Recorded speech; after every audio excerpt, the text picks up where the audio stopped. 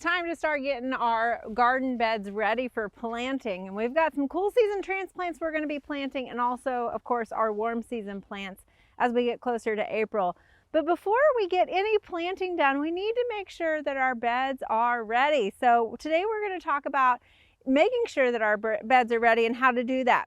Over the years, we've built a lot of raised beds, and I love raised beds for multiple reasons, including the fact that they elevate the planting so that you don't have to bend or stoop over so much, but also it allows you to kind of control the soil or the planting media that you put into your raised bed. Now, the problem with that is you have to get a lot of materials depending on how tall your raised bed is. And as you've probably seen over the years, I've been a big proponent of incorporating a lot of garden debris into your raised bed, especially on that initial bottom layer before you add about 6 to 8 inches of soil or potting soil, depending on your condition, what you're adding in. So the thing is though, when you add this material, right, it decomposes, and that's on purpose. It's supposed to. That actually adds beneficial organic matter into the soil and the raised bed that you're creating. Now the problem with that is over the years you can see that our soil level has fallen and shrunken down as that organic matter has decomposed.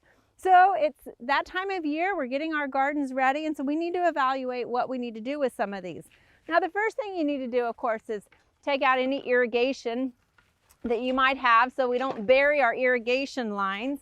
But then the next thing is consider whether it's worth adding more organic matter. So we're going to add a few more leaves. Again, this is just stuff that we've collected around the garden as we're cleaning up. And we can probably get a few more buckets of this and add in. And this is just going to be volume and space filler in this. The really critical component that we're going to add and really allow those plants to grow in is a nice mix of topsoil and compost. So we are using some topsoil in this because it is a larger raised bed. On containers and some of our elevated tables, we're only going to use potting soil really, because we want to make sure that it does continue to have good drainage. So you can see I've got a good amount in there, and what I'm going to do is just sort of work this in, because otherwise we've really got different layers. So we've got some soil obviously underneath here. We're just going to kind of turn this over a little bit, and then I will proceed with adding some more topsoil and compost on top of it to finish off the level.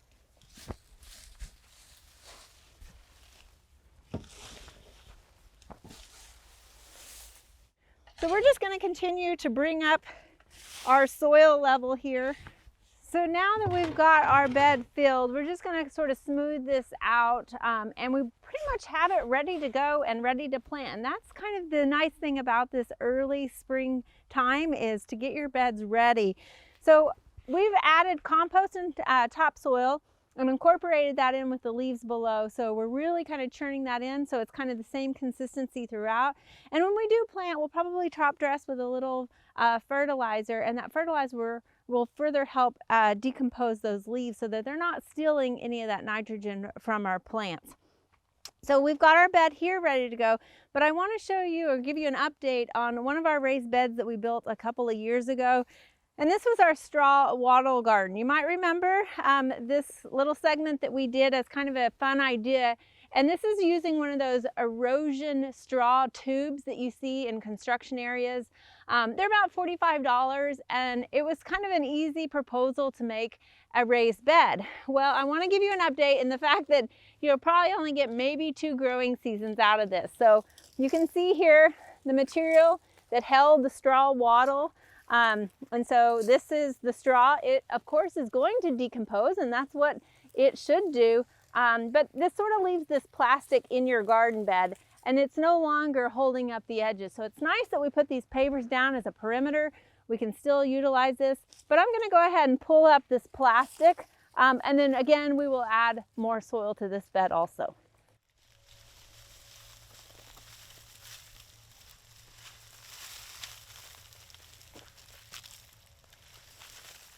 So over the winter, we've also built a few more garden beds, including this one that we put around our little hobby greenhouse that we have here in our backyard demonstration garden. Now, the reason why we put in a small sort of foundation garden bed around our hobby greenhouse is because of a few reasons. You can see that the base of our foundation is pavers, and while we put some support in there, it's sort of sloughing off a little bit, and that's because we had raised our foundation initially because all of this area is a little bit low, so we wanted to make sure that it didn't flood. So in doing that, we wanted to add more soil around that foundation to help support it and kind of hold up and reinforce those pavers a little bit more. The second thing is, sort of the whole idea of foundation planting. A lot of times people put plants up around their houses and stuff like that, and that's just to kind of soften and cover some of those hard edges, right, that we have up around our house. And so we're doing the same thing around our hobby greenhouse here. Now, one thing you want to take into consideration when you're adding soil to a new bed is what plant material you're going to incorporate. And because there's a lot of screening and aggregate already in here, we wanted something that's going to be drought tolerant. And I'm excited about what we've decided to put in here. And that's that Provence lavender. You might remember from last season, we talked about it. We've had one planted in our herb spiral garden, and it's done terrific for several years. So this last winter, we took several cuttings of it, and we've got a lot of cuttings rooted and growing in the greenhouse that we're going to plant along here.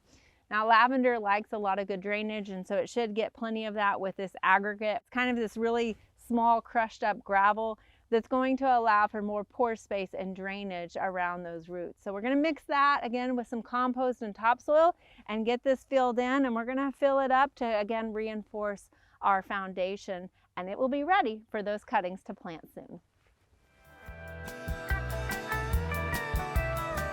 We hope you enjoyed this video as part of our Oklahoma Gardening YouTube channel.